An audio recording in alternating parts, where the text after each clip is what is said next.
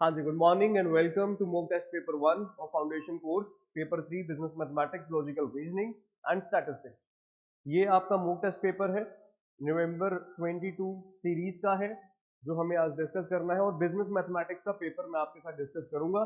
ठीक है, तो थोड़ा सा फास्ट शॉर्टकट के साथ, ट्रिक्स के साथ इस पेपर को पढ़ते हैं। सारे पेपर में चैप्टर वाइज एनालिसिस भी करेंगे। लास्ट में हम चैप्टर वाइज देखेंगे कि चैप्टर में से कितना आया हुआ है। ठीक है, तो क्वेश्चन नंबर 1 जल्दी से शुरू करते हैं आज अपना वीडियो।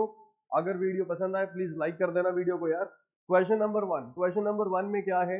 ये क्वेश्चन है सर्ट्स एंड इंडाइसेस का।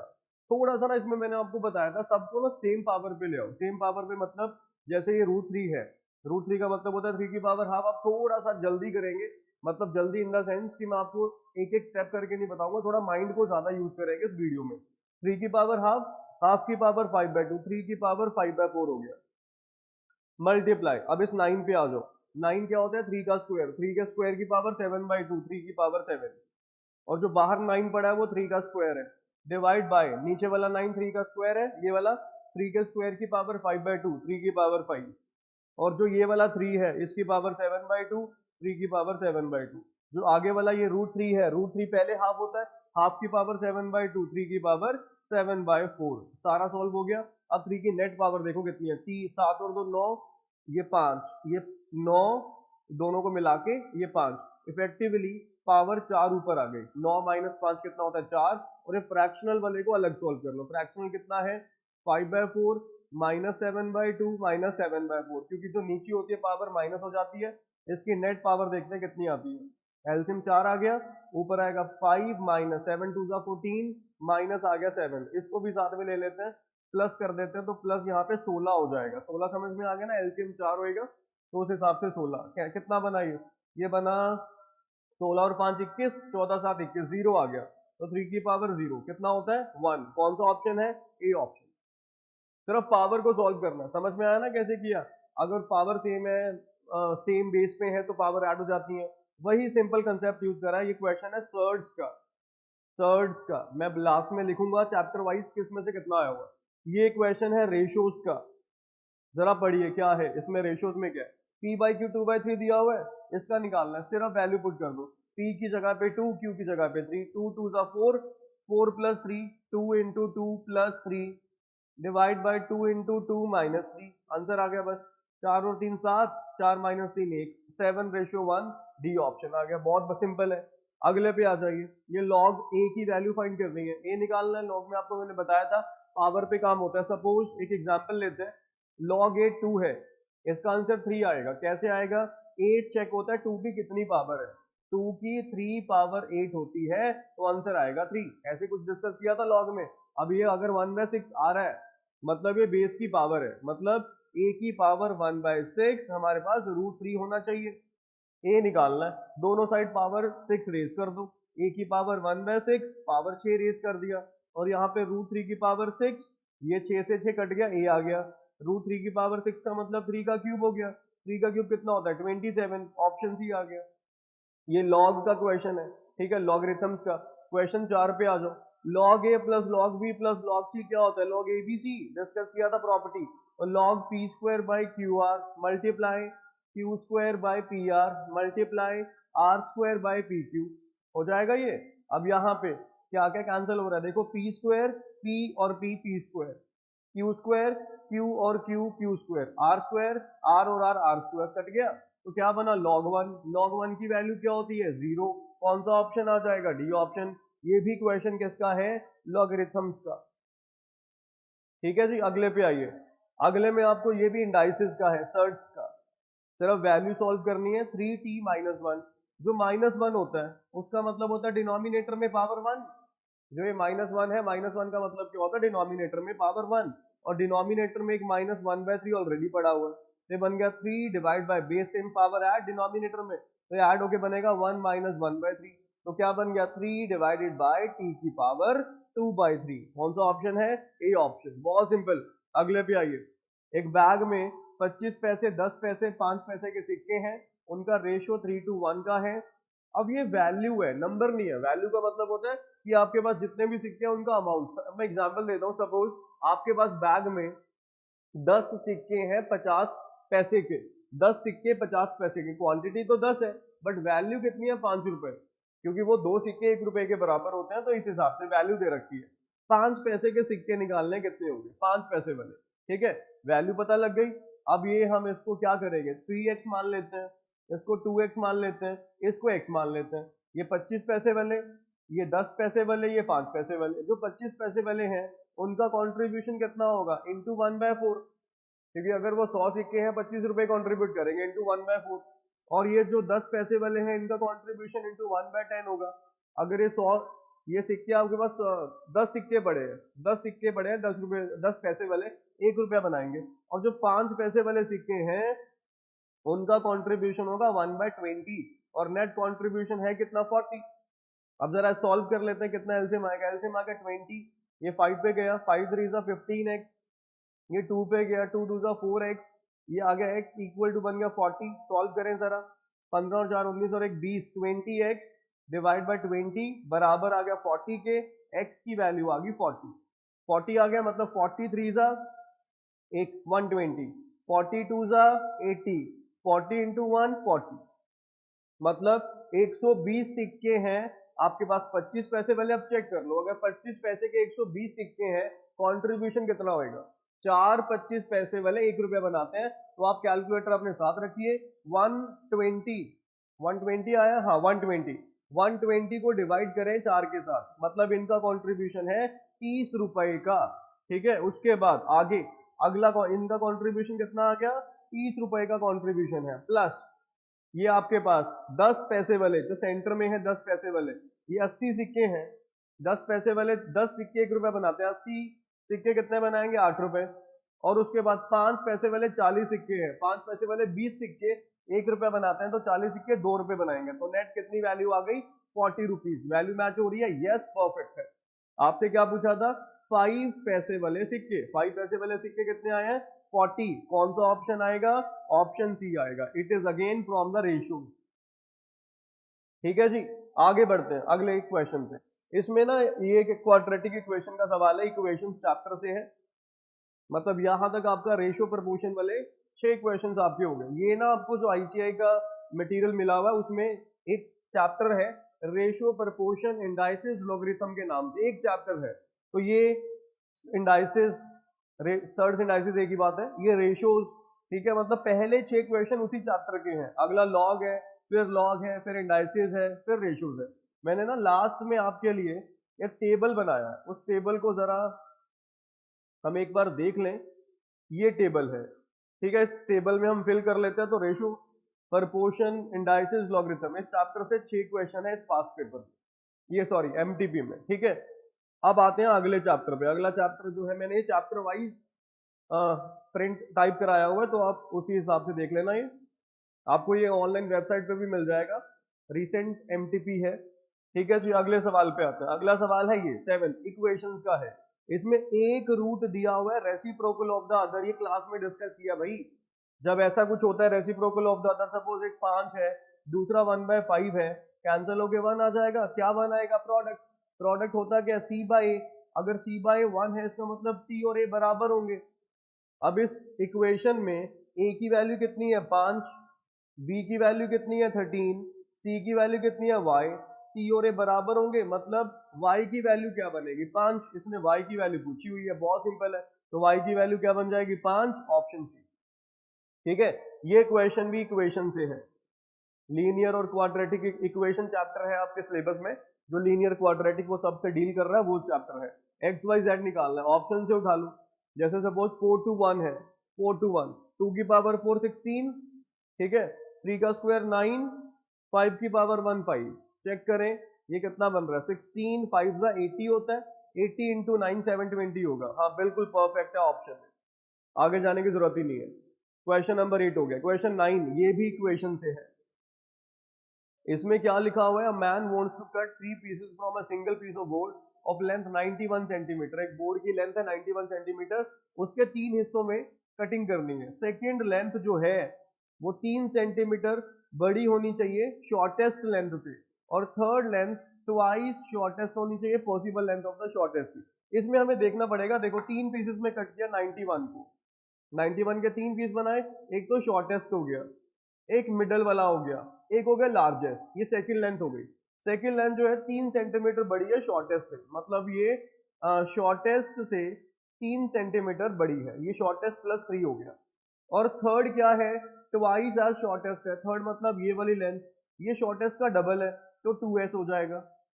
ठीक है, मतलब लिख सकते हैं s+3 जो मिडल वाली लेंथ थी प्लस 2s, कितना हो जाएगा 91, यहां से s निकाल लो कितना आएगा, ये बन गया s plus S, 2s plus 2s, 4s हो गया, 4s इक्वल टू 91 माइनस 3, ये माइनस 3 हो जाएगा ना उधर जाके, 91 माइनस 3 कितना होता है 88 होता है, s की वैल्यू कितनी आ गई 22 आ गई, मतलब शॉर्टेस्ट लेंथ क्या है 22 है, मिडल वाली लेंथ क्या है 22 और 3 25 है, और सबसे बड़ी लेंथ क्या है 22 इंटू 2 44 है। हमें शॉर्टेस्ट लेंथ पूछा हुआ था, शॉर्टेस्ट कितनी आएगी 22 आएगी। ठीक है जी, आगे इसमें लिखा हुआ है क्वेश्चन नंबर 10 में, ये भी आपका इक्वेशंस का ही है बेसिकली। इसमें लिखा हुआ है labour can be paid under 2 method as given below. कह रहा है कि एक लेबर को दो तरीके से पे कर सकते हैं आप, या तो 600 रुपए उसको पक्के दे दो, 50 रुपए पर घंटा दे दो, या 170 पर घंटा दे दो, काम खत्म। अब कह रहा है आपको क्या करना है, if a labour work take R hours to complete, R घंटे लग जाते हैं कंप्लीट करने के लिए, आर की वैल्यू बताओ कि मेथड 2 से बेटर वेज मिले, मेथड 2 जो है मतलब इस तरीके से उसको बेटर वेज मिले। ऑप्शन से आते हैं, सपोज करो यहाँ पे आपने मिडल ऑप्शन 3 को उठा लिया, 3 घंटे में क्या होगा, 3 घंटे में मेथड 1 से मिलेंगे 600 तो फिक्स है उसके, 50 के हिसाब से 50 इंटू दिन 150 रुपए उसको और मिलेंगे, 750 रुपए मिल गए मेथड 1 से। मेथड 2 से 170 इंटू 3, 173 बन गए 510, ये मेथड 1 से उसको वेज मिली है, ये मेथड 2 से वेज मिली है, मेथड 2 से उसको बेटर वेज नहीं मिली, तो 3 ऑप्शन गलत है। अब आए 4 पे, अगर 4 घंटे वो काम कर रहा है 600 तो फिक्स मिलने हैं, और 4 घंटे के 50 रुपए पर घंटे के हिसाब से 50 इंटू 4 200, तो मेथड 1 से उसको 800 रुपए मिले, और मेथड 2 से 170 इंटू 4, 17 4 680 होता है 680, इसमें भी मेथड 2 गलत है, मेथड 1 से ज्यादा पैसे मिल रहे हैं, बट हमें क्वेश्चन में मेथड 2 से ज्यादा पैसे दिलवाने हैं, तो ये ऑप्शन भी गलत है। अब आते हैं 6 पे, 6 से क्या होगा, 600 तो फिक्स हो ही गया, और 50 इंटू 50 रुपए पर घंटे के हिसाब से 6 घंटे के 300 रुपए, तो 900 रुपए हो गए मेथड 1 से। मेथड 2 से 170 इंटू 6, 170 इंटू 6 कितना हो जाएगा 1020। यस, ऑप्शन एक परफेक्ट है कि अगर वो 6 घंटे काम करता है तो मेथड 2 से उसको बेटर वेज मिलेगी। मेथड 2 से क्यों मिलेगी समझ गए, मेथड 2 में तो बस पर घंटे का हिसाब है, जैसे जितने घंटे काम करेगा इंटू 170, 6 घंटे काम कर रहा है इंटू 170, तो उसको मेथड 2 से मिले 1020 रुपए।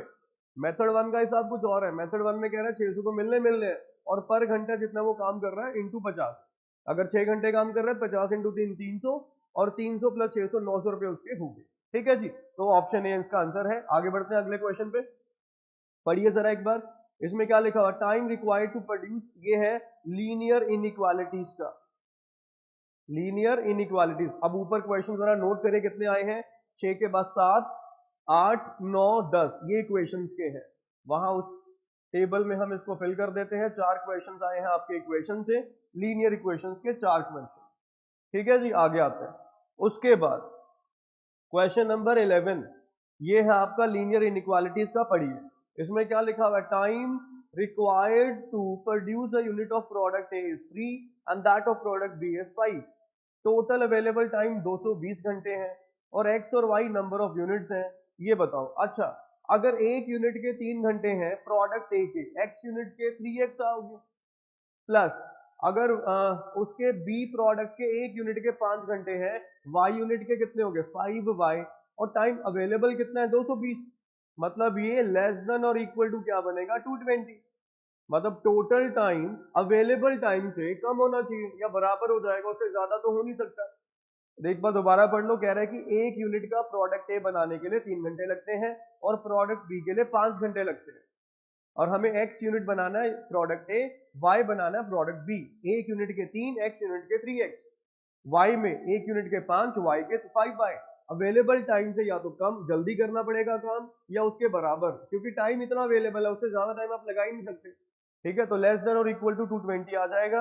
ऑप्शन ए तो गलत है, ऑप्शन बी गलत है, ऑप्शन डी गलत है, तो सी आएगा करेक्ट आंसर। और एक्स और वाई ये एडिशनल कंस्ट्रेंट होते हैं, मैंने आपको बताया था, क्योंकि जो यूनिट होते हैं वो कभी नेगेटिव तो होंगे नहीं, या पॉजिटिव होंगे या जीरो होंगे। ठीक है, ये लीनियर इनइक्वालिटी का, ये लीनियर इनइक्वालिटी एक ही क्वेश्चन आया पेपर में, तो यहाँ पे मार्क कर देते हैं। क्वेश्चन एक है इसका पेपर में, तो क्वेश्चन 1 लीनियर इनइक्वालिटी, एक क्वेश्चन।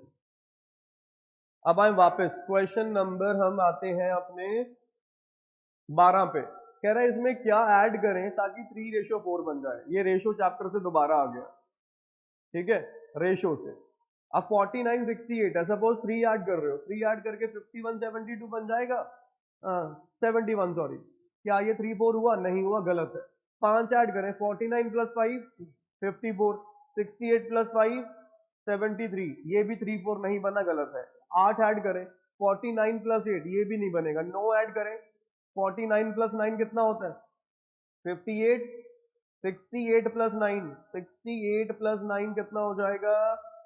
ये बन जाएगा 9 8 17, 77 बन जाएगा। ये भी 3 4 नहीं, एक बार दोबारा करिए चेक कितना आएगा। 3 से कितना आ रहा है? अगर 3 करेंगे 49 प्लस 3 52 होता है, सॉरी 52 आएगा। 68 प्लस 3 71 होता है। 3 4 नहीं बना, कैंसिल हो रहा है ये 3 पे। 14 17 3 52 नहीं हो रहा, 5 पे आता है। 5 ऐड करके बन जाएगा 54। 68 प्लस 5 कितना होता है? 6 और 8 और 5 13, 73। इसको जरा देखो 3 4 का रेशो है कि नहीं, नहीं बनेगा। 8 ऐड करके 49 प्लस 8 कितना होता है? 49 प्लस 8 होता है 57, और 68 प्लस 8 कितना होता है? ये होता है अपने पास 68 प्लस 8 74, ये भी नहीं बनेगा। 9 पे आता है, 49 प्लस 9 58 हो जाएगा। और उसके बाद इस क्वेश्चन में गड़बड़ लग रही है शायद कुछ, इस क्वेश्चन में गड़बड़ है, ये आप एक बार मार्क कर लेते हैं। मेरे ख्याल ये इन्होंने ही गलत किया हुआ है, ठीक है, तो एक बार देख लेते हैं इसको। क्वेश्चन नंबर 12 मैं यहाँ पे लिख देता हूँ कि रेशो चैप्टर से है, रेशो चैप्टर से हो गए 6 प्लस 1 7। ये इन्होंने ही कुछ गलत कर रखा है, कई बार हो जाता है पेपर में गलत क्वेश्चन आ जाता है, तो उसको बाद में आपको ग्रेस मार्क मिल जाता है, डोंट वरी अबाउट दैट, ठीक है, वो हो जाएगा, कोई दिक्कत नहीं है। क्वेश्चन नंबर 13 पे आते हैं। अब ये सारे क्वेश्चन ना उसके हैं टाइम वैल्यू ऑफ मनी के, जरा जल्दी से और जरा ध्यान से। अब ये थोड़ा सा ना आप अपने आप ही करने की कोशिश करो, पढ़ो जरा 13th में क्या करना है।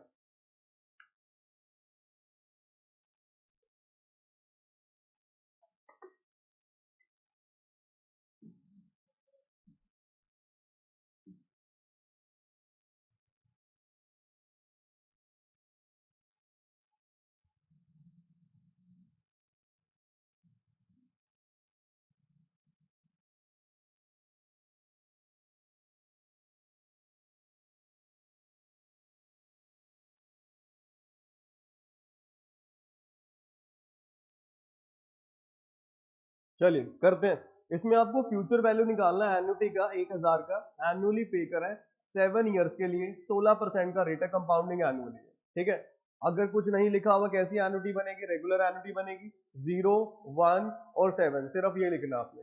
7 ईयर पेमेंट हुई, पहली पेमेंट, दूसरी पेमेंट, सातवीं पेमेंट, ठीक है, 7 ईयर्स के लिए दिए। पहली पेमेंट पे 6 साल का इंटरेस्ट। आप सिंपल एक स्केल बना के देख लो, पूरा बना लो चाहे, अगर आपको यहाँ से नहीं क्लियर हुआ। 6 कैसे? 1 2 3 4 5 6। पहली पेमेंट पे 6 साल, अगली पे 5 साल, तो पहली पेमेंट पे 6 साल, अगली पे 5 साल, अगली पे 4 साल, अगली पे 3 साल। अब आखिरी पेमेंट पे कुछ नहीं मिला, ए, आखिरी से पहले वाली पे 16% है, 1.16, और सबसे पहली वाली पे a इंटू 1.16 की पावर 6। इसको सॉल्व करना है।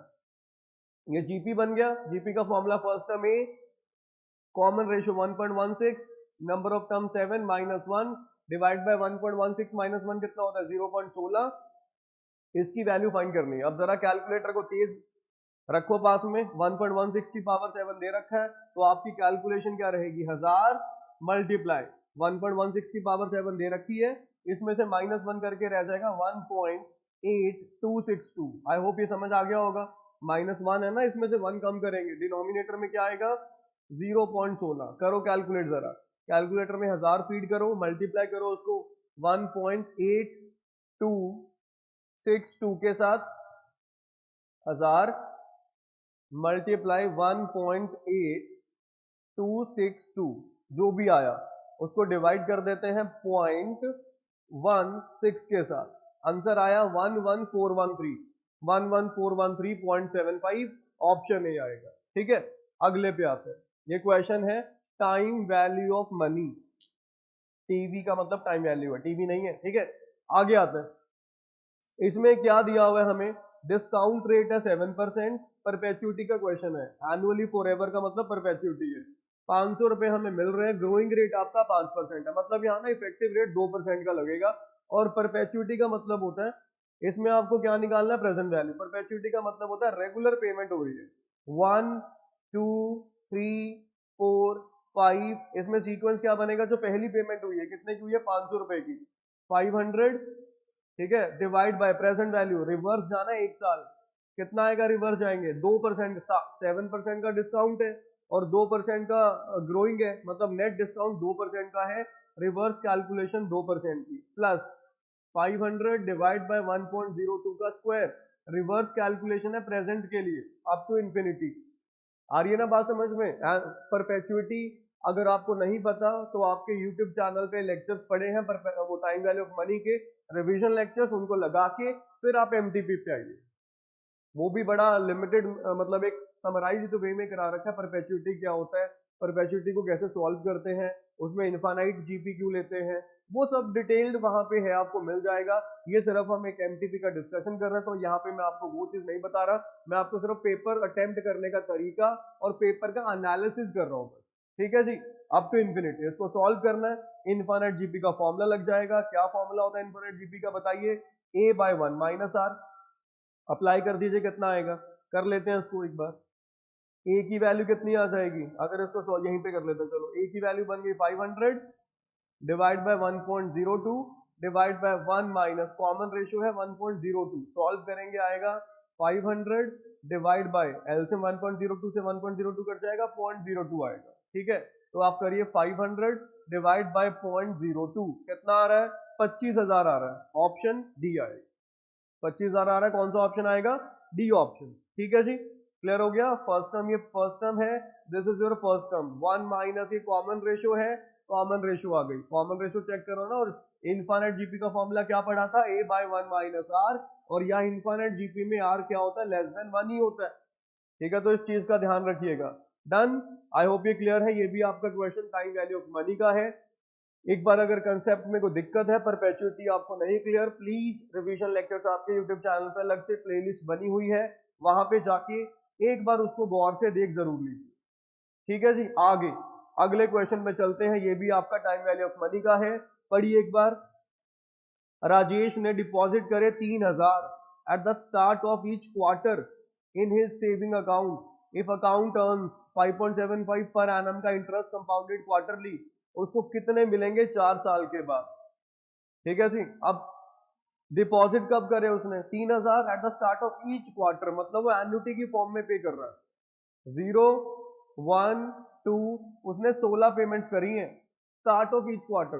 कब करा? स्टार्ट, क्वार्टर के स्टार्टिंग में, हर एक क्वार्टर के स्टार्टिंग में। तो पहली पेमेंट राजेश ने यहां करी है, अगली पेमेंट यहां करी है, क्वार्टर के स्टार्ट में। पहला क्वार्टर कब शुरू होता है? जनवरी में। अगला क्वार्टर कब शुरू होता है? अप्रैल में, है ना? तो क्वार्टर के स्टार्टिंग में, एंड में नहीं। और आखिरी पेमेंट उसने 15वीं पेमेंट करी है यहाँ पे। ठीक है, 16 उसने करा है, ऐसी करा है ना? हाँ, 4 साल के बाद, क्योंकि एक साल में 4 क्वार्टर होते हैं, 4 साल में 16 क्वार्टर हो जाएंगे। आखिरी पेमेंट आखिरी क्वार्टर के स्टार्टिंग में करी है, मतलब 15वें उसने करी है। तो इसको इंटरेस्ट कितना मिल रहा है? 5.75, पूरे साल का है। डन। अब सबसे पहली बात, ये पर एनम का इंटरेस्ट है, तो ये 3,000 पे फर्स्ट पेमेंट, आखिरी पेमेंट पे कितने साल का? कितने, ये जो क्वार्टर है ना, ये 0 to 1 का, 0 to 1 का मतलब ये 3 महीनों का काम हो रहा है, समझ लो ना?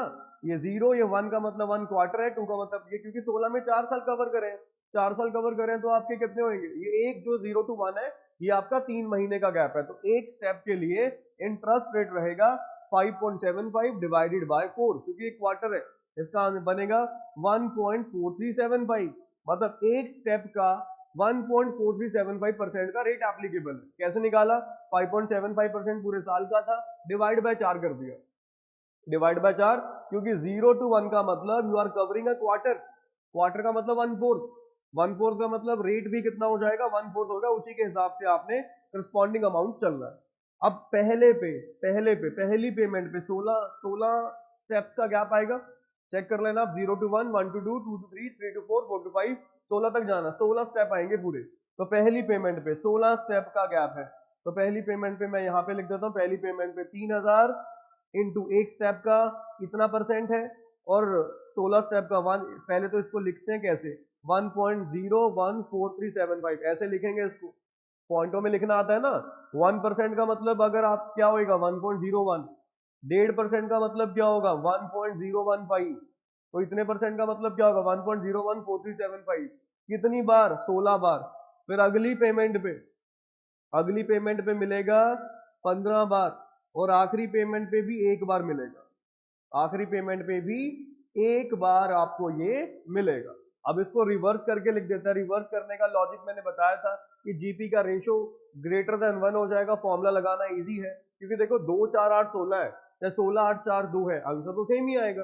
तो इस आखिरी टर्म को लिख लो फ्रंट पे, ये आपका फर्स्ट टर्म का काम कर देगी, 1.01437 ये फर्स्ट टर्म आ गई, कॉमन रेशो बनेगी 1.01437, कितनी टर्म है 16, माइनस 1 डिवाइड बाय 1.01375 माइनस 1 करेंगे 0.014375 आ जाएगा। इसको सॉल्व करना है, ये आपका आंसर है, जरा कैलकुलेट करिए, और इसकी वैल्यू, इस फिगर की वैल्यू आपको क्वेश्चन में दे रखी है, ये रही इसकी वैल्यू।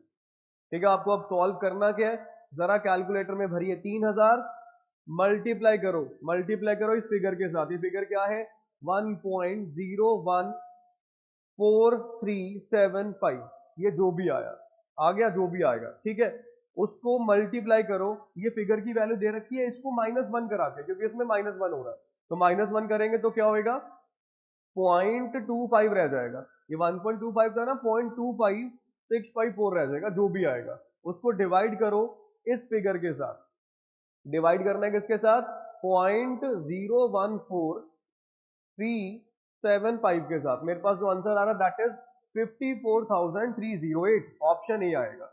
ठीक है, आई होप ये क्लियर हो गया, क्वेश्चन इज वेरी इंपॉर्टेंट, इसको नोट कर लेना, देख लेना क्या क्या चीजें करी है, क्वार्टर का मतलब रेट भी आपको 1/4 का पार्ट का लेना है, उस हिसाब से करना। अगले पे आइए, अगले पे एनुअल रेट है 12.5%, सिंपल इंटरेस्ट पे हो रहा है, कितने साल में प्रिंसिपल डबल हो जाएगा, सिंपल इंटरेस्ट में तो पता ही है बहुत शौक है, हर साल 12.5% ही बढ़ेगा, हमें 100% इंक्रीमेंट चाहिए, डबल का मतलब होता है 100%, तो 100% के लिए 100% डिवाइड बाय 12.5, सिंपल कैलकुलेशन है, 8 साल आ जाएंगे, कौन सा ऑप्शन है, सी ऑप्शन। आगे आते हैं अगले पे, 5000 पे करना है हर एक साल 10 साल के लिए टू पे ऑफ अ लोन, लोन का अमाउंट बताना है, 14 प्रेजेंट वैल्यू बताने, लोन मैंने आपको बताया था हर बार प्रेजेंट वैल्यू होती है, ये 0, ये 1, ये 2 और यहाँ पे 10, पहली पेमेंट, दूसरी पेमेंट, 10वीं पेमेंट, पहली पेमेंट पे रिवर्स इंटरेस्ट 1 साल का, अगली पे 2 का, अगली पे 3 का, अगली पे आखिरी पेमेंट पे 10 का।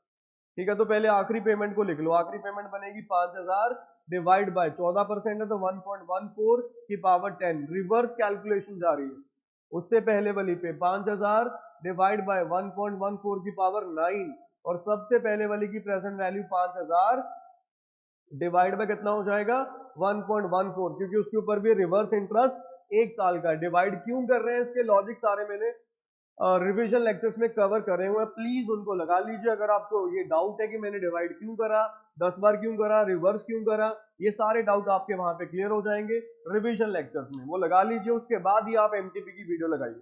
अब इसको सॉल्व करना है, वो आपके पास लोन का अमाउंट आ जाएगा, सॉल्व करने के लिए 5000 डिवाइड बाय 1.14 की पावर 10, फर्स्ट टर्म आ गई, कॉमन रेशो 1.14, क्योंकि देखो पावर 10 से ना पावर 9 हो रही डिनोमिनेटर में, मतलब आप मल्टीप्लाई कर रहे हो, ठीक है, 1.14 की पावर 10 -1 डिवाइड बाय 1.14 -1 होता है 0.14, ये सॉल्व करके आपका लोन का अमाउंट आ जाएगा, जरा सॉल्व करिए, पहले 1.14 की पावर 10 कैसे करेंगे, 1.14 इंटू 1.14 कैलकुलेटर में रखो, इक्वल टू दबाते रहो, जब ऊपर आपका 11 शो हो रहा होगा वो आपकी पावर 10 है, मेरे पास आ रहा है 3.70722 आ रहा है, ऐसा कुछ आ रहा है। ठीक है, अब आपकी ये अब मैं लिख देता हूँ यहाँ पे -1 करके लिख देता हूँ। इसकी वैल्यू मेरे पास आ रही है 3.707221, यहां तक लेते हैं बस, माइनस करना है 1। अब आपकी कैलकुलेशन क्या रहेगी, आपकी कैलकुलेशन रहेगी 5000 लिखेंगे आप कैलकुलेटर में, मल्टीप्लाई करेंगे, ये पावर जो 10 आई थी, पावर 10 में से -1 भी हो रहा है ना, तो अब मल्टीप्लाई करेंगे 2 पॉइंट के साथ, 3 पॉइंट के साथ नहीं, -1 करके मल्टीप्लाई करना है। 2.707221, ये जो भी आया ये सॉल्व हो गया ऊपर वाला।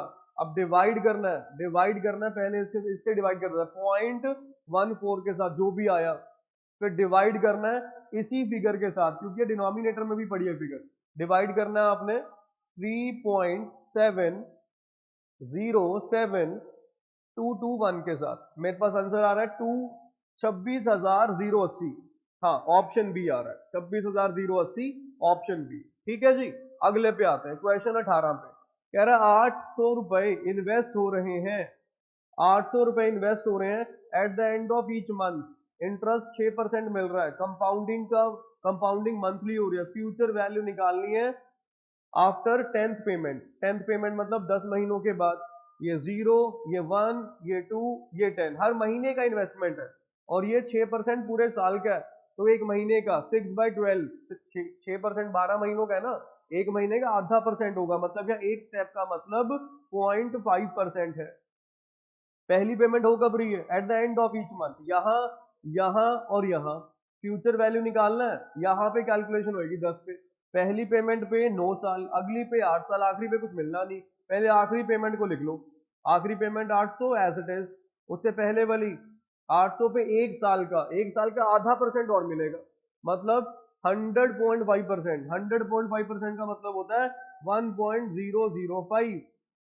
करते रहेंगे, आखिर में आखिरी पेमेंट पे जो ये आपके पास ये वाली पेमेंट है, इस पे 9 साल का इंटरेस्ट है, 1.005 की पावर 9। इनको सॉल्व करना है, करो जरा। First term 800, common ratio 1.005, power 10 -1 divide bye 1.005 - 1.005। ये आपको 1.005 का मतलब पता है ना, इसका मतलब है 100.5%।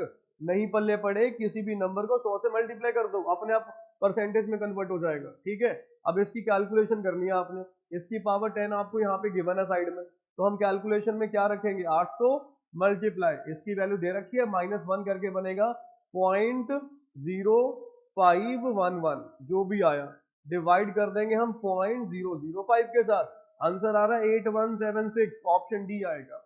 अगले पे आते हैं, कह रहा है कुछ पैसे उधारे लिए, सिंपल इंटरेस्ट पे इतने बन रहे हैं, 3 के बाद इतने बन रहे हैं 4 के बाद, तो इनको गैप, सबसे पहले इनको माइनस करा देते हैं। इनका जो गैप है वो 1 साल का क्या है, सिंपल इंटरेस्ट है, 96 आ गया 1 साल का simple interest. Rate of interest निकालना है, रेट ऑफ इंटरेस्ट क्या होता है, 1 साल में कैपिटल कितनी ग्रो करेगी, पहले प्रिंसिपल निकालो, 96 मल्टीप्लाई 3, 3 साल का बन गया 288 सिंपल इंटरेस्ट, ये 3 साल का अमाउंट है, तो 2688 में से 2688 में से माइनस कर देंगे 288, मेरे पास आ गया 2400, ये मेरा प्रिंसिपल है।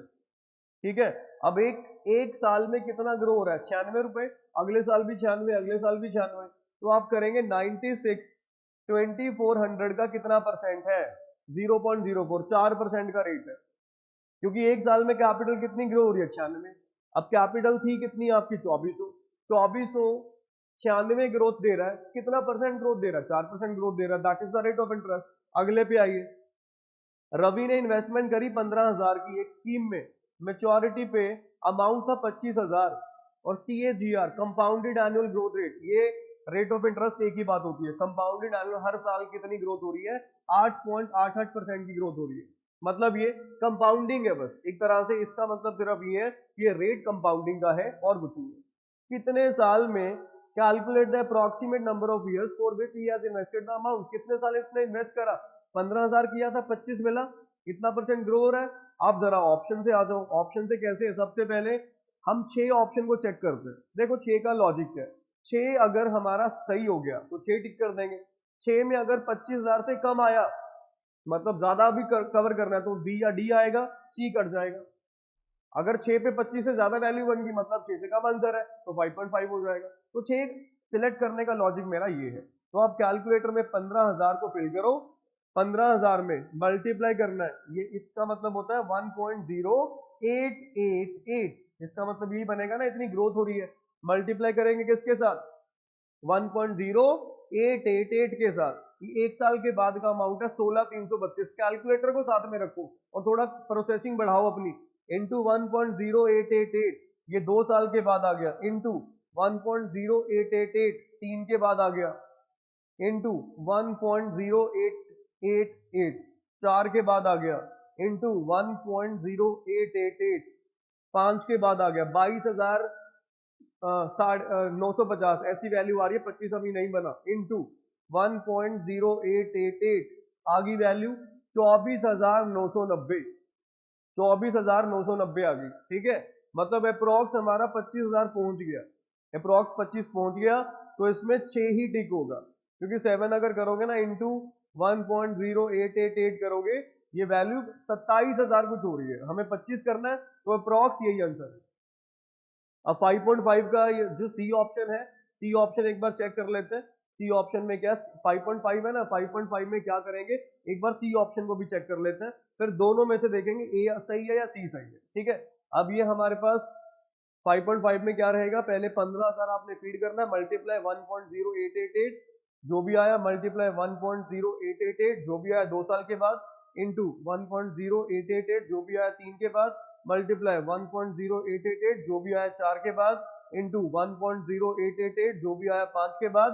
5 के बाद अभी रुक जाओ, 5.5 है ना, 5.5 का मतलब क्या होता है, 5 साल पूरे, 5 साल के बाद तो 22,000 ये 952 रुपीज आ रहे हैं, हमें आधा और करना है। 8.88 का आधा बनेगा 4 पॉइंट, क्योंकि 5.5 साल है, 4.44। तो यहाँ पे आप इंटू 1.088 नहीं करेंगे, इंटू 1.044 करेंगे। अब करके देखो, इंटू 1.0444 ये कितना आ रहा है, 23,971 रुपए आ रहा है। 25,000 से बहुत तकड़ा गैप है। जब हमने 6 वाला किया था तो हमारे पास कैलकुलेटर में 24,990 रुपए आ रहा था, मतलब 25 के बहुत क्लोज है, तो ऑप्शन ए सही रहेगा इसके लिए। सही है, आगे बढ़िए। 21 के लिए, मधु ने लोन लिया 50,000 का एबीसी बैंक लिमिटेड से, रेट ऑफ इंटरेस्ट 10% का है। फर्स्ट इंस्टॉलमेंट कब उसने पे करी है, एट द एंड ऑफ 5 साल के बाद उसने पहली इंस्टॉलमेंट पे करी है। ठीक है, और उसने इक्वल इंस्टॉलमेंट में पैसा देना है। Madhu wishes to repay the amount in 5 साल में वो पैसा, पहली पेमेंट कब करी है, at the end of 5 year, 5 साल हो चुके हैं। 5 साल के बाद अगली पेमेंट करेगी 6 के बाद, अगली पेमेंट करेगी 7 के बाद, उसने 5 साल में पैसा देना है। इंस्टॉलमेंट की वैल्यू बताओ, 8 के बाद, 9 के बाद, 5 साल में उसने अपना पैसा वापस करना है, to repay the amount in 5 year. अब जो उसने पहली पेमेंट करी है, पहली पेमेंट उसने यहां पे करी है ना, at the end of 5 years, इसका स्पैन देखो क्या था, मधु ने लोन लिया 0 पे, ये 1, ये 2, ये 3, ये 4, ये 5, 5 साल पूरे हो गए। यहां पे ये जो लोन लिया था कितना बन चुका होगा, ये जो लोन है ना, ये लोन वगैरह में हमेशा कंपाउंड इंटरेस्ट होता है, सिंपल इंटरेस्ट नहीं होता, तो ध्यान रखिए। पहले 10% का हमें क्या निकालना पड़ेगा, इफेक्टिव रेट निकालो जल्दी।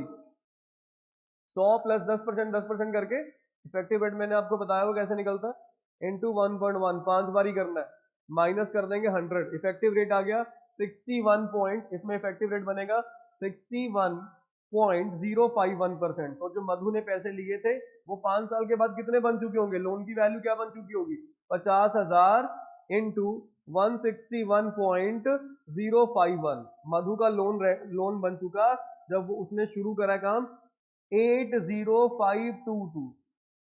समझ रहे हो बात, ये जो मधु ने 50,000 का लोन लिया था, इफेक्टिव रेट कितना है 61, इफेक्टिव रेट कैसे निकालेंगे, 100 प्लस 10%, 10%, 10%, 5 बारी करेंगे, ये मधु का लोन, मतलब इंटू 161.051%।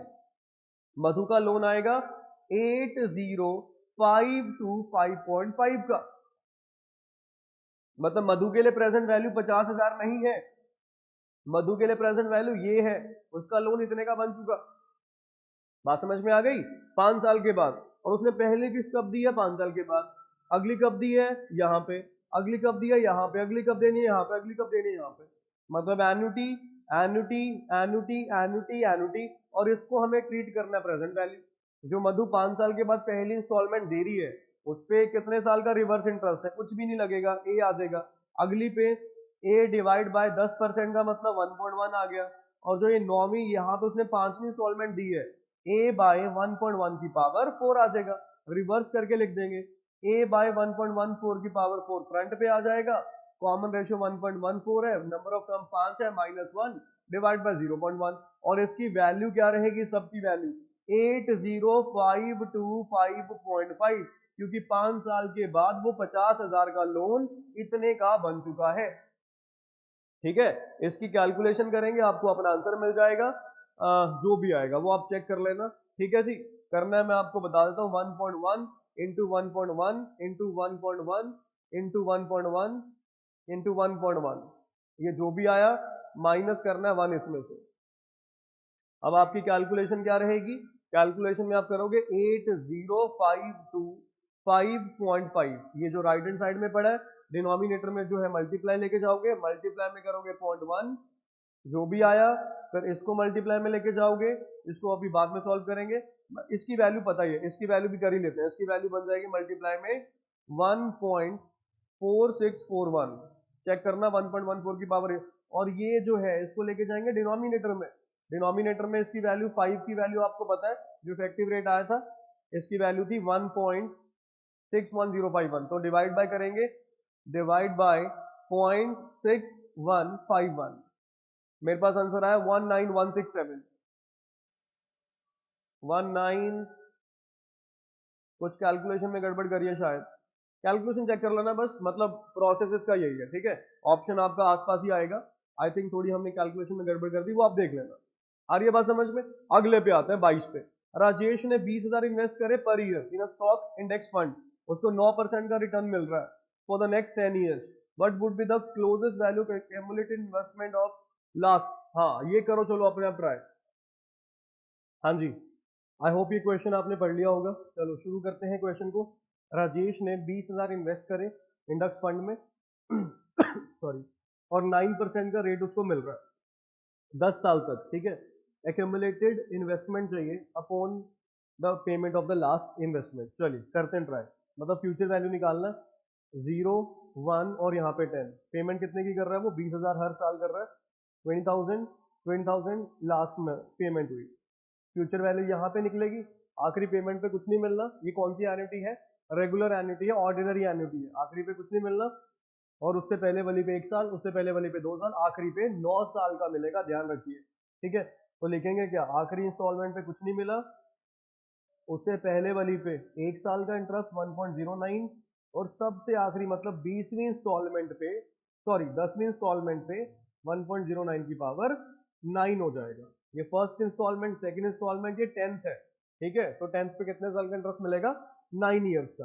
अब सॉल्व करना है, करिए सॉल्व कैसे करेंगे, सॉल्व कैसे करना है, जीपी बन गया, यस, जीपी का first term 2000 sorry 20,000, common ratio 1.09, power 10 -1 divide bye 0.09, बस ये सॉल्व करना है। करिए चेक, कैलकुलेटर उठाइए, 20,000 और इसकी वैल्यू दे रखी है। ठीक है, हमें -1 चाहिए, देखो यहाँ पे -1 है, तो इस वैल्यू में से -1 करके करेंगे सॉल्व, मतलब ये वैल्यू -1 1.3 हो जाएगा, ऊपर बन गया 1.3, इसको मल्टीप्लाई करेंगे 20,000 को 1.36736 के साथ, जो भी आया डिवाइड कर देंगे, नीचे 0.09 है, 0.09 के साथ आंसर आ गया 3038 हाँ ऑप्शन बी आ जाएगा। तो ये राजेश को पैसे मिलेंगे 10 साल के बाद। ठीक है जी, क्लियर हो गया ये, तो इतने पैसे मिलेंगे, कितने मिलेंगे, 3,03,858 रुपीज आफ्टर 10 ईयर। ठीक है, अगले क्वेश्चन पे आते हैं। इन्वेस्टमेंट कंपाउंड इंटरेस्ट 100 रुपए का दे रही है in the year 2, in the year 2 है, accumulated to 105 by year 4, if 500 invested in 5 years will become this much by the end of 10 years। क्या कह रहा है, एक इन्वेस्टमेंट है, कितना कंपाउंड इंटरेस्ट अर्न कर रही है, 100 रुपए का, invested in the year 2, year 2 में इन्वेस्टमेंट हो रही है, accumulated to 105 by the end of 4, मतलब 2 साल में कितना हुआ, 5 रुपए का इंक्रीमेंट हो रहा है 2 साल में, ठीक है। तो रेट ऑफ इंटरेस्ट निकालना पड़ेगा, पहले कितना आ रहा है 100 से 105, कितना परसेंट का आ रहा है 100 invested in year 2 accumulated to 105 by year 4, 2 साल में 5 रुपीज का ग्रोथ है, ठीक है। तो हमें 500 रुपए पता करना है कितने बन जाएंगे 10 साल के बाद। यहाँ से आपका रेट निकल जाएगा, रेट निकलने के बाद जो भी आएगा रेट वही रेट आप 500 पे अप्लाई करेंगे, जब तक मतलब 5 साल अप्लाई करेंगे, 5 to 10 मतलब 5 इयर्स हो गए, तो वो आपको चेक करना है कितना बन जाएगा, ठीक है जी। एक बार ट्राई कर लीजिए क्वेश्चन 23, 24 में क्या है, एक इन्वेस्टर सेविंग कर रहा है, पे ऑफ ऑब्लिगेशन, इतना ऑब्लिगेशन, ऑब्लिगेशन का मतलब होता है उतने पैसे उसको देने हैं, सेविंग करनी शुरू करी, जो 7 इयर्स में उसको पे करना है। इन्वेस्टर को 7.5% का सिंपल इंटरेस्ट मिल रहा है, कितना डिपॉजिट करेगा, मतलब इसमें एन्युटी नहीं है, जब तक सिंगल का वो जब तक आपको एन्युटी रेगुलर पेमेंट नहीं है तब तक सिंगल कैश फ्लो है। 7.5% का रिटर्न मिल रहा है, ऑब्लिगेशन 15,250 की है 7 साल में, तो 7.5 को मल्टीप्लाई करेंगे 7 के साथ, तो उसको 52.5% का रिटर्न मिलेगा। उसको पे ऑफ कितना करना है, इतना करना है, मतलब 15,250 152.5% की वैल्यू है, हमें 100% की वैल्यू निकालनी है, कितना आ जाएगा 10,000 आ जाएगा, मतलब अगर आज वो 10,000 इन्वेस्ट कर देता है, फ्यूचर में उसका 7 इयर्स के बाद 7.5% इंटरेस्ट के बाद 15,250 बन जाएगा, और जो उसकी ऑब्लिगेशन अमाउंट है वो क्लियर ऑफ कर देगा, ऑप्शन सी आ जाएगा, ठीक है। आगे, एक स्कूटर की वैल्यू 1 लाख रुपए है, डेप्रीसिएशन 10% है, आपको टोटल डेप्रीसिएशन वैल्यू निकालना है at the end of 7 year, ठीक है, 7 साल के बाद। चलो करते हैं ट्राई। डेप्रीसिएशन कैसे निकलती है, 1 लाख का 10% डेप्रीसिएशन हो रहा है, तो 1 लाख मल्टीप्लाई 0.9, ये वैल्यू रह जाएगी 1 साल के बाद, फिर इंटू 0.9, ये वैल्यू रह जाएगी 2 साल के बाद, क्योंकि 10% तो डेप्रिसिएशन हो गया, 90% वैल्यू रिटेन वैल्यू है, that is for retained value, ठीक है।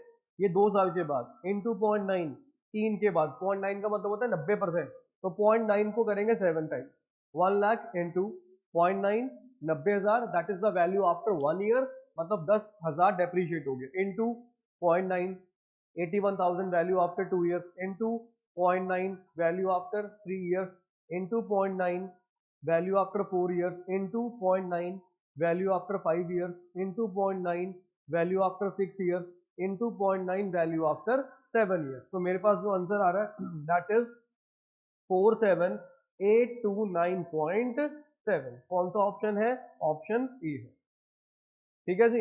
ये आपकी वैल्यू बच जाएगी after the end of 7 year, ठीक है, सिंपल है।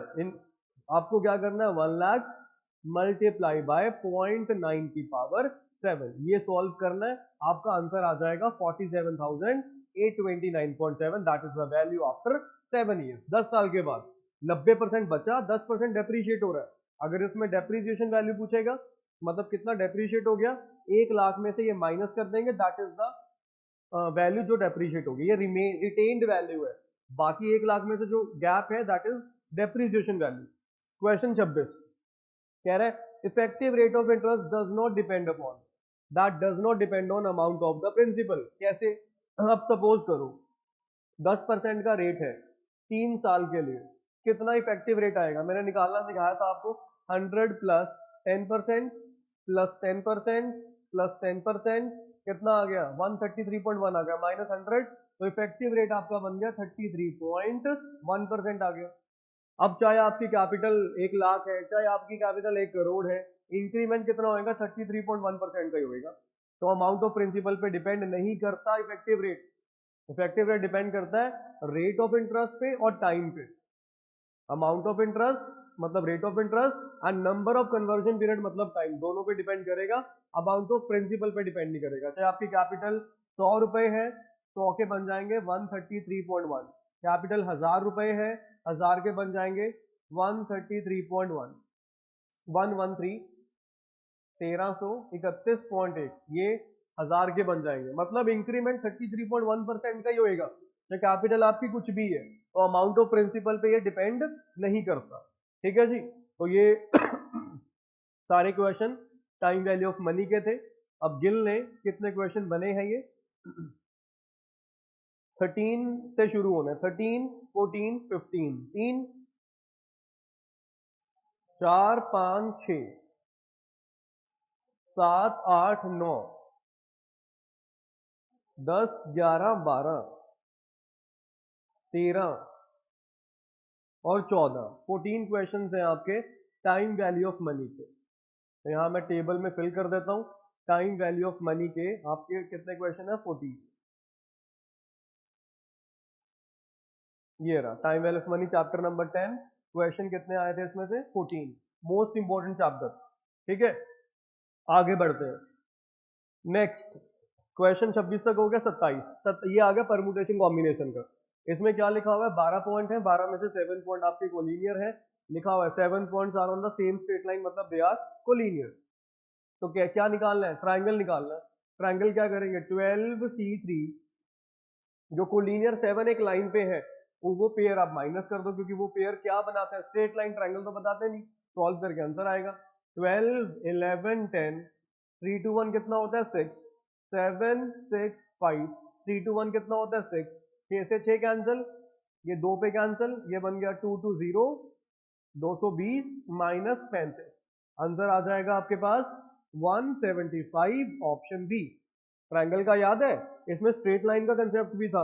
अगर स्ट्रेट लाइन होता 12C2 माइनस 7C2 प्लस कर देते हैं 1, क्योंकि वो जो कोलिनियर वाले पॉइंट है ना, वो जब आपस में पेयर करेंगे they contribute a single line. Collinear का मतलब क्या होता है? The point which are on the same straight line. 27 TNC permutation combination का क्वेश्चन है ये। 28 पे आ जाइए।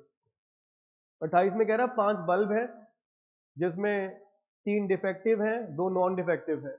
रूम में ना 2 प्लग हैं, लाइट लेके आनी है। तो लाइट कैसे आएगी? लाइट 2 केसेस में आ सकती है, एक डिफेक्टिव एक नॉन डिफेक्टिव। इसकी इंटेंसिटी कम होगी। अगर दोनों डिफेक्टिव लगा दे, लाइट आनी नहीं है। ये सेकंड केस बन जाएगा, दोनों के दोनों नॉन डिफेक्टिव लगा दो। अब डिफेक्टिव है कितने? 3। तो इसके पास 3 ऑप्शन है, क्योंकि 3 डिफेक्टिव है। नॉन डिफेक्टिव कितने हैं? 2।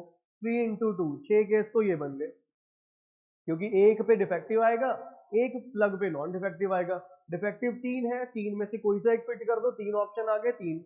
और नॉन डिफेक्टिव 2 है, एक प्लग एक है, दोनों में से कोई सा एक फिट कर दो, 2। 3 इंटू 2 6 केसेस तो ये बन गए। अब दूसरा केस 2 प्लग है, 2 नॉन डिफेक्टिव है, एक ही केस बनेगा। नॉन डिफेक्टिव का 6 प्लस 1 7 आंसर आ जाएगा इसका। ठीक है, अगले पे आइए। ये भी परमुटेशन कॉम्बिनेशन का सवाल है। 29 में लिखा हुआ है 4 मैन है 4 वुमेन है, सर्कुलर टेबल पे बिठाना है। कोई वुमेन एडजस्टेड नहीं होना चाहिए। एडजस्टेड नहीं होना चाहिए, पहले मैन को बिठा देते हैं। मैन 1 मैन 2 मैन 3 मैन 4, 4 बंदे बैठ गए। ठीक है, अब आपको पता है सर्कल में ना, सर्कल में अगर बंदे 4 बिठाने हैं 3 फैक्टोरियल, लीनियर में 4 बिठाने हैं 4 फैक्टोरियल, सर्कल में कम होता है। ठीक है सर्कल में 7 बंदे बिठाने हैं 6 फैक्टोरियल, लाइन में 7 बिठाने हैं 7 फैक्टोरियल। ये कंसेप्ट डिस्कस किया हुआ है। अब 4 बंदों को सर्कल में बिठाना है, 3 फैक्टोरियल, इनके बीच में ये यहाँ पे कौन बैठेंगी? फीमेल्स, वुमेन बैठेंगी। 4 वुमेन है, 4 जगह है, उनके लिए 4 फैक्टोरियल, क्योंकि वो सर्कल नहीं है। सर्कल होता है जब सर्कल पूरा खाली है, जिसकी जहां पे इच्छा है वहां पे बैठ जाओ। अगर उनके बीच में जगह भरी जा रही है, तो that is not treated as circular arrangement. उसको सर्कुलर अरेंजमेंट की तरह नहीं ट्रीट करेंगे, उसको हम सिंपल अरेंजमेंट की तरह ट्रीट करेंगे कि 4 सीट है, 4 बंदे हैं, पहले के पास 4 ऑप्शन, फिर 3 ऑप्शन, फिर 2 ऑप्शन, फिर 1 ऑप्शन। ठीक है, ये बन जाएगा 6, ये बन जाएगा 24, आंसर आ जाएगा 144। कौन सा ऑप्शन है? C option. It is again from PNC. अगले पे आइए। वर्ड है ओरिएंटल। ए एंड ई को ऑड प्लेसेस पे बिठाना है। पहले तो प्लेसेस गिन लो, 1 2 3 4 5 6 7 8, 8 है। 1 2 3 4 5 6 7 8, 1 3 5 7। पहले तो ए और ई को बिठाओ। ए के पास कितने ऑप्शन है? 4, 4 ऑड है, किसी पे भी बैठ जाए। ई के पास कितने रह जाएंगे? 3। ये तो हमने पहले ए और ई को बिठा दिया ऑड प्लेसेस पे, 2 ऑड ऑक्यूपाई हो गए। मान लो 1 और 5 ऑक्यूपाई हो गया। अब 2 ऑड खाली है, 4 इवन खाली है। कॉन्सोनेंट को तो कोई बाकियों को तो कोई दिक्कत नहीं है ना। ए और ई के अलावा, ए और ई के अलावा ओ है, आर है, आई है, एन है, टी है, एल है, इनको तो जहां मर्जी बिठा दो ऑड इवन पे। इनके लिए तो ऑड सीट भी वही है और इवन भी वही है। तो 6 बंदे हैं, 6 सीटें खाली हैं, इंटू 6 फैक्टोरियल, ये बनेगा 12 मल्टीप्लाई 720। कितना आंसर आ जाएगा, मल्टीप्लाई करो, 720 मल्टीप्लाई बाय 12, आंसर आएगा 8640, सी ऑप्शन। पहले जो ऑब्लिगेशन है वो पूरी करो। ऑब्लिगेशन क्या है, ए और ई को ऑड पे बिठाना है, ऑड 4 है तो 4 में से एक जगह पे बैठ गया, अगला बंदा 3 जगह, 3 ऑप्शन है उसके पास, बिठा दो। बाकी फिर 6 सीटें हैं, 6 बंदे हैं, 6 फैक्टोरियल। ठीक है जी, ये पीएनसी का था। तो पीएनसी के आप गिनो, 4 क्वेश्चन है, तो परमुटेशन कॉम्बिनेशन हम यहाँ पे फिल कर देते हैं, परमुटेशन कॉम्बिनेशन के 4 सवाल। उसके बाद आगे अगला क्वेश्चन है सीक्वेंस सीरीज का। आओ जरा, सम ऑफ एपी निकालना है। सम ऑफ एपी का formula number of terms by 2 bracket first term plus last term, first term पता है, लास्ट टर्म पता है, और सम दिया हुआ है 7171, that is equal to n by 2, bracket में ये कितना आ गया ऐड करके 142। कैलकुलेशन करिए, 142 डिवाइडेड बाई 2 71 पे कट गया, और 7171 डिवाइड बाय 71, ये 101 पे कट गया, ये कट गया 101 पे, तो n की वैल्यू क्या बन जाएगी, 101। कौन सा ऑप्शन है, सी ऑप्शन। SN का फॉर्मूला होता है ना एपी के केस में, क्या था, n by 2 bracket first term plus last term, it is from the chapter sequence and series.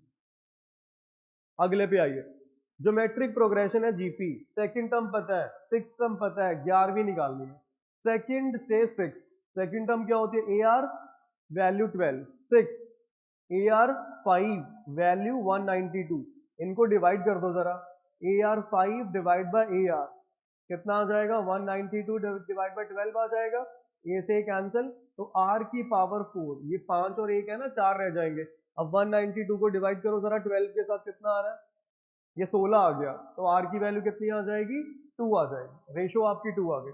अब आपको 11 टर्म निकालनी है, 11 क्या बन जाएगी, AR की पावर 10 बन जाएगी, 11 टर्म AR की पावर 10, यहां लिख देता हूं T11, T11 बनेगा AR की पावर 10, R कितना 2 है, तो 2 की पावर 10, तो ये आ फर्स्ट टर्म क्या बनेगी। अब AR देखो इस इक्वेशन में, इस इक्वेशन में AR 12, R अगर 2 है, A कितना हो जाएगा, 6 हो जाएगा, तो A की जगह पे कितना रख देते हैं हम, 6 रख देते हैं, A की जगह पे 6 आ गया, ये बन गया 6 मल्टीप्लाई 2 की पावर 10 होता है 1024, आंसर आएगा 6144। It is again from sequence and series. अगले पे आइए, फर्स्ट लास्ट टर्म का पता है, सम पता है, सेम क्वेश्चन दोबारा रिपीट हो रखा है, 45 955 equal to n by 2 bracket first term plus last term 910 बन जाएगा, इसको कैंसिल करो, 910 डिवाइडेड बाय करेंगे 2, ये बन गया 455, 455 पे कट गया। अब 455 को कैंसिल करना 45955 पे,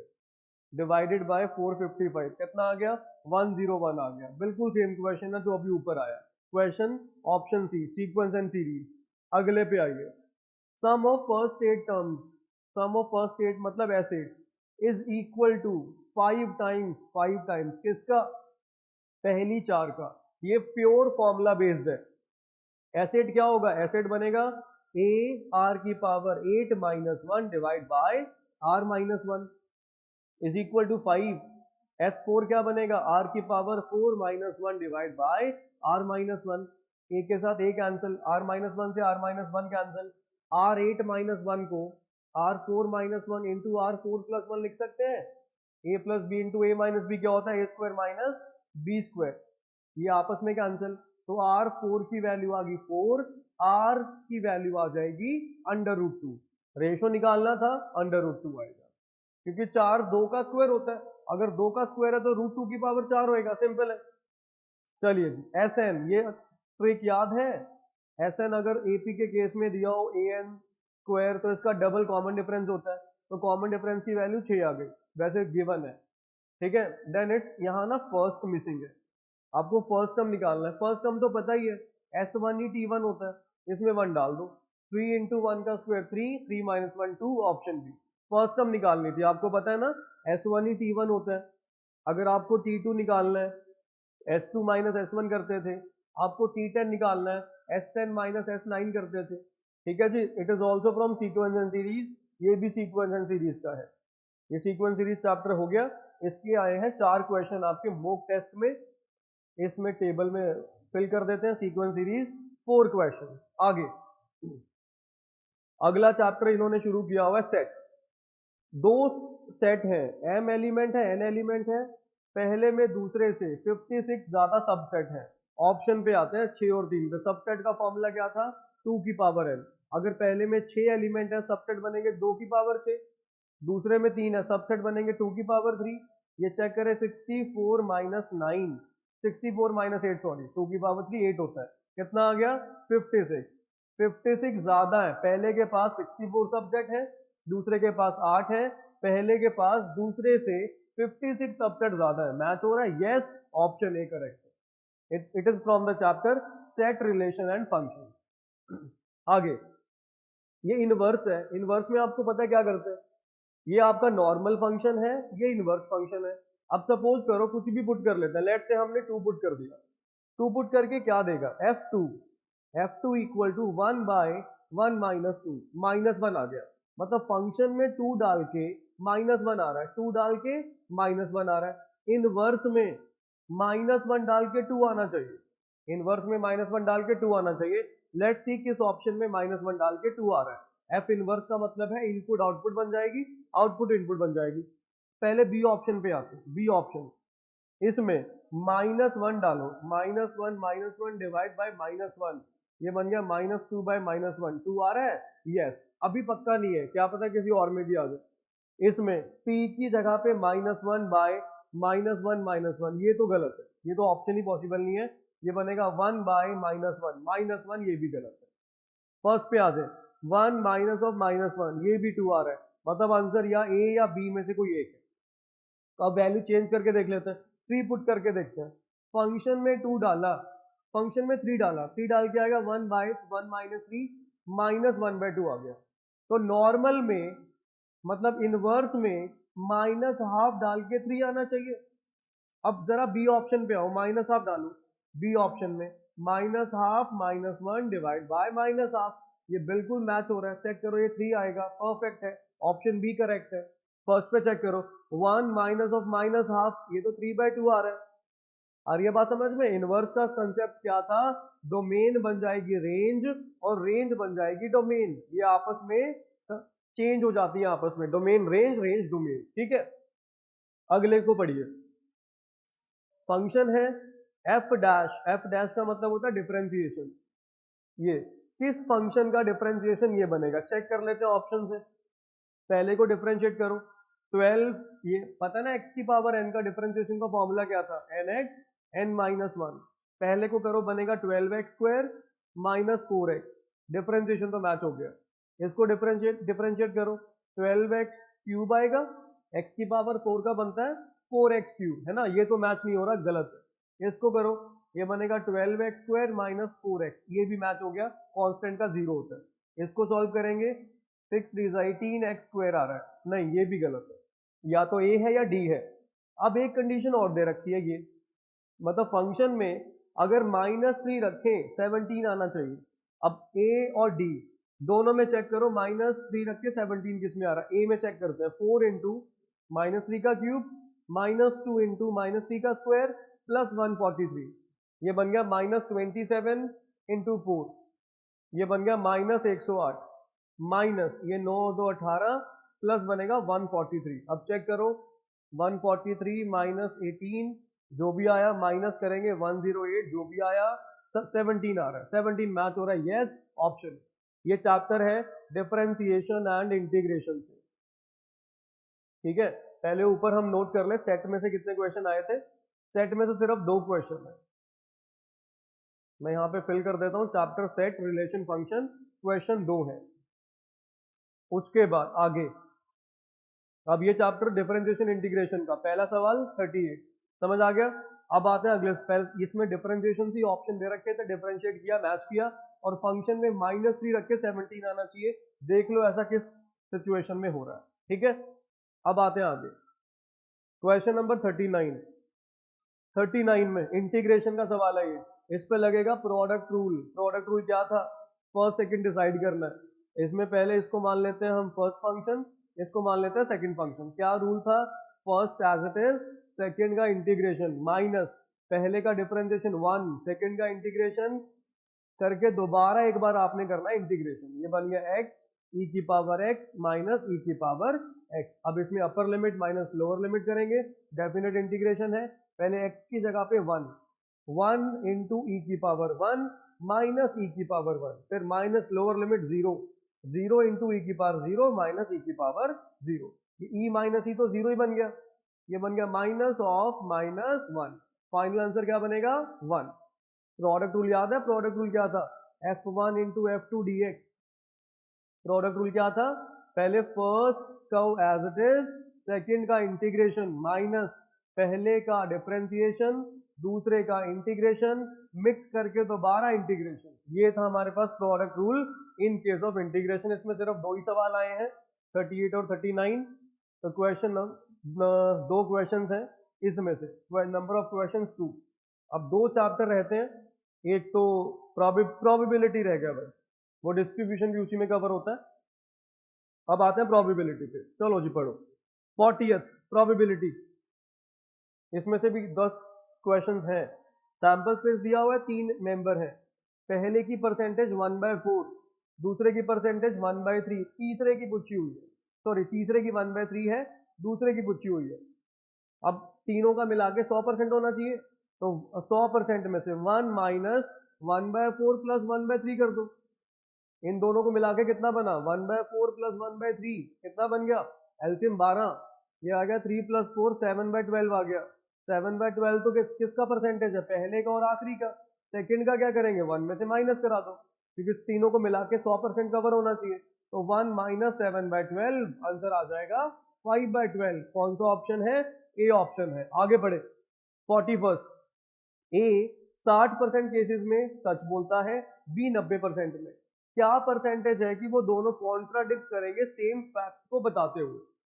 कॉन्ट्राडिक्शन तब आएगा जब ए सच बोल रहा है, बी झूठ बोल रहा है, या ए झूठ बोल रहा है, बी सच बोल रहा है, कॉन्ट्राडिक्शन आ जाएगी। ए सच बोल रहा है 60% मतलब 6/10, एंड बी झूठ बोल रहा है 90% सच बोलता है, झूठ बोलने का 10% 1/10। अगला केस, ए झूठ बोल रहा है 60% सच बोलता है, झूठ बोलने का 4/10, एंड बी सच बोल रहा है 90% 9/10। ये आपका आंसर है, जो भी आएगा 42% आ जाएगा, ऑप्शन बी। अगेन प्रोबेबिलिटी, ठीक है। सच का मतलब क्या है, सच और झूठ जब आएगा तब कॉन्ट्रडिक्शन होती है, ठीक है। अगले सवाल पे आइए। एक कैंडिडेट 3 पोस्ट के लिए सिलेक्ट हुआ। For first there are 3 candidate, for second there are 4, for third there are 2। What are the chances of it getting at least 1 post. उसको कम से कम एक पोस्ट तो मिलनी चाहिए, इसके क्या चांसेस हैं, ठीक है। आ रही है बात समझ। उसने इंटरव्यू दिया 3 पोस्ट के लिए। अब क्या करेंगे, 1 में से वो केस माइनस कर देंगे जब उसको कोई भी पोस्ट नहीं मिली, तो कम कोई ना कोई एक तो मिली होगी। पहली भी नहीं मिली, दूसरी भी नहीं मिली, तीसरी भी नहीं मिली। अब पहली पोस्ट के लिए कितने कैंडिडेट हैं, 3, ठीक है। दूसरी पोस्ट के लिए अब 3 कैंडिडेट हैं, 3 में से एक वो है, तो उसको मिलने के चांस कितने हैं, 1/3। नहीं मिलने के 2/3, तो उसको नहीं मिली मतलब 2/3। दूसरी पोस्ट के लिए 4 कैंडिडेट है, उसमें वो भी खुद भी है, उसको मिलने के 1/4, नहीं मिलने के 3/4। तीसरी पोस्ट के लिए 2 कैंडिडेट है, ठीक है, थर्ड देरा 2 में से एक वो है, एक कोई और है, उसको मिलने के हाफ, उसको ना मिलने के भी हाफ। 3 से 3 कैंसिल, ये 2 पे कैंसिल, तो 1 माइनस 1/4, आंसर कितना आ जाएगा 3/4। कौन सा ऑप्शन है, ए ऑप्शन है। अगला पढ़िए। एक पत्ते को निकाला गया प्लेइंग कार्ड में से, एक और पत्ते को निकाला गया विदाउट रिप्लेसमेंट। दोनों किंग चाहिए। पहले किंग की प्रोबेबिलिटी क्या है, 4/52। दूसरे किंग की रिप्लेसमेंट करी नहीं है, वो पत्ते को फेंक दिया, 3/51। चेक कर लीजिए, सही है आपका 17 पे कटेगा और ये आपका 13 पे कटेगा, 1/221 आएगा, ऑप्शन बी आएगा। अगला पढ़िए 44। Probability of a man hitting the target is 1/4। Target लगने की प्रोबेबिलिटी 1/4 है। उसने 7 टाइम्स फायर किया, कम से कम 2 बार लगना चाहिए, मतलब 2 बार, 3 बार, 4, 5, 6, 7। तो टोटल में से 0 और 1 वाला केस माइनस कर देते हैं। 0 मतलब एक बार भी नहीं लगा, सारे फेलियर। सक्सेस की प्रोबेबिलिटी 1/4 है, फेलियर की 3/4, सारे फेलियर हैं, 3/4 की पावर 7। एक फेलियर का, पहले तो 7C1 7 में से कोई सा एक बार मिस हुआ है, एक फेलियर। और ये बात समझ में, मतलब एक बार उसका टारगेट लगा 1/4 की पावर 1, 3/4 की पावर 6, ये बनेगा। ठीक है, मतलब उसको कह रहा है कम से कम 2 बार टारगेट हिट होना चाहिए। 2 3 4 5 6 7, 0 1 वाला केस माइनस कर देंगे। ये 0 वाला केस है जब एक बार भी नहीं लगा, सारे फेलियर है। ये 1 वाला केस है जब एक फेलियर है और बाकी वो है। अब बाकी आगे तो कैलकुलेशन है बस, इन दोनों में से कॉमन 3/4 की पावर 6 आ जाएगा, ये पावर 7 थी, 3/4 बचेगा, प्लस ये कितना बन गया 7/4, 7/7 ये कितना बन गया 10/4, 10/4 कितना होता है 5/2 होता है। ठीक है, ऑप्शन 1 बन जाएगा इसका आंसर। एक बार जरा चेक कर लीजिए, ये आपको बायनोमियल डिस्ट्रीब्यूशन में बताया था, NCR P की पावर R Q की power N minus R। Suppose 10 में से 5 सक्सेस है, NC5 कौन से 5, NC5 सक्सेस की प्रोबेबिलिटी मान लो 3/4 है, 3/4 की पावर 5, फेलियर 1/4 है, 1/4 की पावर 5, उसी का सवाल है। अगले पे आइए, पॉइजन डिस्ट्रीब्यूशन। पॉइजन में क्या है, 5% इलेक्ट्रिक बल्ब डिफेक्टिव होते हैं।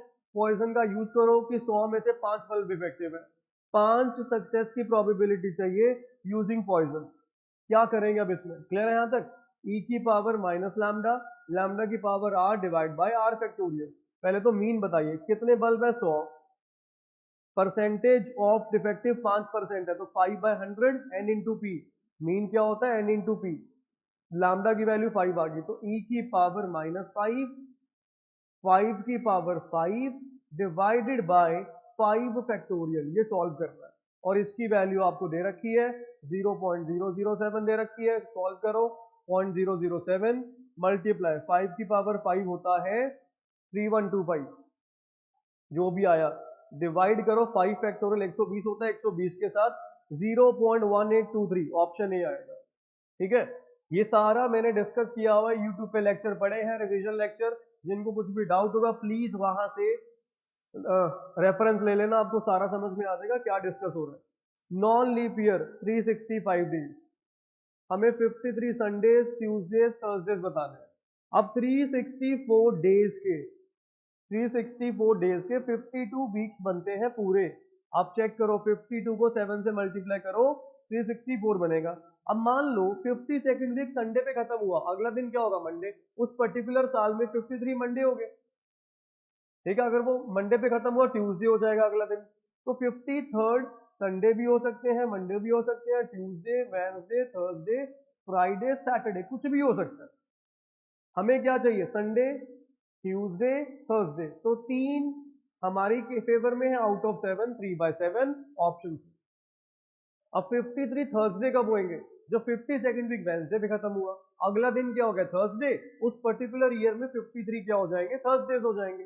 ठीक है जी, अगले पे आइए, mean and standard deviation binomial के 10 और 4 है। मीन क्या होता है, एनपी, एनपी का मतलब 10 हो गया। स्टैंडर्ड डेविएशन वेरियांस का रूट होता है और बायनोमियल का वेरियांस होता है एनपीक्यू, और इसका रूट दिया हुआ है 4।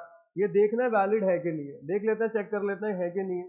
अब आप बताओ एनपी की वैल्यू कितनी है 10, यहाँ पे डालो जरा, ये आ गया 10 एनपी की जगह पे इंटू क्यू, ये 4 आ गया, स्क्वेयरिंग करो दोनों साइड, 10 क्यू रूट खत्म, 4 का स्क्वायर हो गया 16, क्यू कितना आ गया 10, 16/10, क्यू आ गया ये आपका 1.6। क्यू क्या था, प्रोबेबिलिटी ऑफ फेलियर, या फेलियर की प्रोबेबिलिटी 1 से बड़ी हो सकती है, नहीं हो सकती, इसलिए वैलिड नहीं है, इट इज नॉट वैलिड।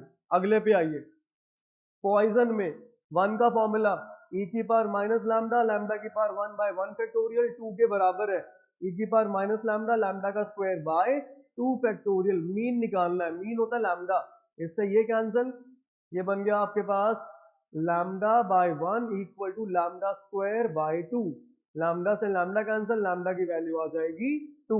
कौन सा ऑप्शन है, सी ऑप्शन। अगले पे आइए, कह रहा है 30 balls are serially numbered and placed in bag, 30 ball को सीरियली नंबर करा है।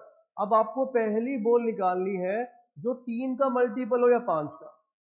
3 के मल्टीपल कौन है, 3, 6 अप टू 30, क्योंकि 30 तक सीरियल नंबर करा है। 5 के मल्टीपल कौन है, 5, 10 अप टू 30, इसमें कितने नंबर हैं 10, इसमें कितने नंबर हैं 6। कॉमन कौन कौन है? कॉमन है जो 5 के भी हैं 3 के भी हैं, वही बनेंगे 15 और 30। 2 माइनस करेंगे, इफेक्टिवली 14 नंबर आ गए आउट ऑफ 30। क्या बनेगा? 7/15। कौन सा ऑप्शन है? डी ऑप्शन है। अब आपको first and third quartile given है नॉर्मल डिस्ट्रीब्यूशन का 37 एंड 49, मोड निकालना है। इसमें ना नॉर्मल नॉर्मल एक सिमेट्रिकल डिस्ट्रीब्यूशन है, इसमें mean is equal to median is equal to mode होता है, मतलब बेसिकली मीन निकालना है। ये 37 और 49 फर्स्ट क्वार्टाइल का मतलब 25% है ना, थर्ड क्वार्टाइल का मतलब तो कितना होगा 75%। मतलब सपोज ये हमारे पास मीन वैल्यू है, ठीक है। 37 जो है 25% एरिया कवर कर रहा है। थर्ड क्वार्टाइल 49 सपोज यहाँ पे है, ये क्या कवर कर रहा है? 75% एरिया कवर कर रहा है। अब हमें क्या निकालना है? हमें निकालना है मीन। मीन कहाँ पे आएगा? सेंटर में आएगा। तो सेंटर की वैल्यू निकालने क्या आएगी? ये आप टेबल से रेफरेंस ले लेना, टेबल से वैल्यू निकाल के देखना, ये आपका हो जाएगा। एक बार चेक कर लेना। अगर सपोज इसका डायग्राम बनाते हैं,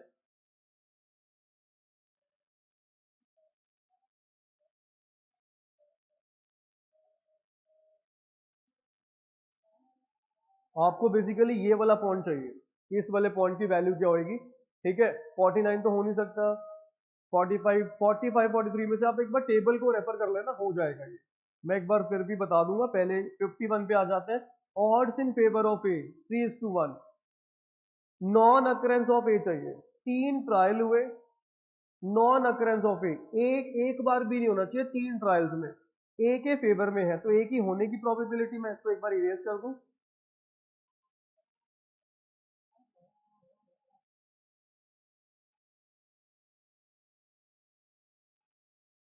चलिए जी, ए के होने की प्रोबेबिलिटी क्या बनेगी जरा बताइए? ए के होने की प्रोबेबिलिटी 3/4, क्योंकि फेवर में क्या था? होना ऊपर ना होना नीचे, ना होने की 1/4। एक बार 3 में से एक बार भी नहीं हुआ, पहली बार भी नहीं हुआ, दूसरी बार भी नहीं हुआ, तीसरी बार भी नहीं हुआ। क्या आंसर आ जाएगा? 1/64, ऑप्शन ए आ जाएगा। ये ना जरा टेबल बेस्ड है, अभी फिलहाल टेबल मेरे पास है नहीं, मैं इसका अलग से डिस्कस कर दूंगा एक वीडियो में, क्वेश्चन नंबर 50 का, कि टेबल में से आपको ये फर्स्ट एंड थर्ड क्वार्टाइल कैसे चेक करना है। फिलहाल मेरे पास टेबल अभी अवेलेबल नहीं है, टेबल देख के मैं इस क्वेश्चन की एक अलग से 2-3 मिनट की वीडियो बना के यूट्यूब में डाल दूंगा, आप जरा उसको चेक कर लीजिए। तो ये पूरा हमारा पेपर हुआ। अब जरा चेक करें प्रोबेबिलिटी में से कितना आया। प्रोबेबिलिटी में से क्वेश्चन 40 से शुरू हो जाओ। 40, 41, 2, 3, 4, 5, 6, 7, 8, 9, 10, 11, 12 क्वेश्चन है प्रोबेबिलिटी के। तो प्रोबेबिलिटी के मतलब ये दोनों को मिला के 12 क्वेश्चन है, क्योंकि ये जो प्रोबेबिलिटी है ना, इसमें डिस्ट्रीब्यूशन भी कवर करी है हमने। ठीक है जी, तो ये था आपका पूरा। हमें अब ये मॉक टेस्ट पेपर में कितनी कवरेज करी? 4, 2, 6, 4, 10, 10, 12, 22, 22 और 4, 26, एक 27, 27 और 7, 34 और 2, 36, 36 और 14, 50 नंबर की कवरेज हमने करी है अपने इस मॉक टेस्ट पेपर में, जिसमें आपका बिजनेस मैथमेटिक्स का पार्ट है और ये प्रोबेबिलिटी स्टैटिस्टिक्स का पार्ट है, वो भी हमने कवर करा है, जिसमें 12 क्वेश्चन आपके आए हुए हैं मॉक टेस्ट पेपर में। ठीक है जी, thank you so much, best of luck your paper. Paper के लिए आपको बेस्ट ऑफ लक, और ये जो क्वेश्चन था ये मैं इसकी वीडियो बना के अपलोड कर दूंगा। Thank you so much.